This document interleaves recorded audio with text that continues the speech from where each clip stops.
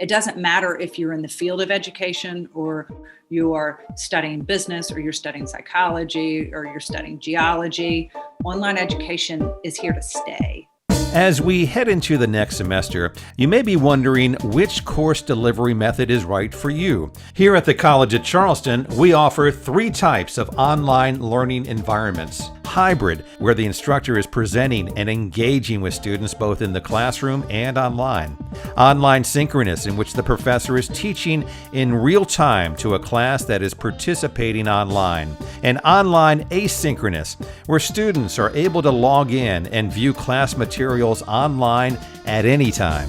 With both hybrid and online synchronous, students and professors are online at the same time.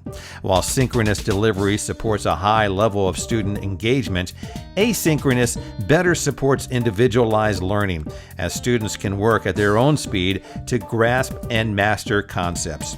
Asynchronous learning is a great choice for students who are self-disciplined and familiar with college-level learning.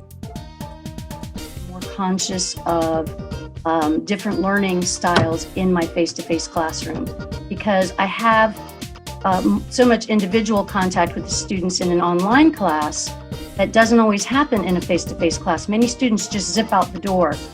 So I would say being an online asynchronous teacher has made me a better face-to-face teacher. I think one of the most important things is being just smart about what classes you think you'll be able to handle online. And what classes do you have enough interest in already that being online isn't going to curb your motivation? Obviously, with the hybrid course, you're going to have a different setup, right? You're not going to have that in-person, face-to-face social interaction that happens in a classroom, right? You're not going to have that physical space. That is the main difference. But you are able to recreate community and a social space in different ways, right? So I don't want to suggest that there isn't a social aspect or that people are just behind screens and everybody's anonymous, right? Because I really work hard to engage my students. And so feedback from my students this year was to recreate some of those lighthearted moments that we've had for community building and really learning community building, not only at the beginning of the class as we traditionally do where students introduce themselves, but throughout every single session. I teach my class synchronously via Zoom. And really, when I thought about doing that, I really blew up my original class because you just can't do the same things in the class and expect the same results.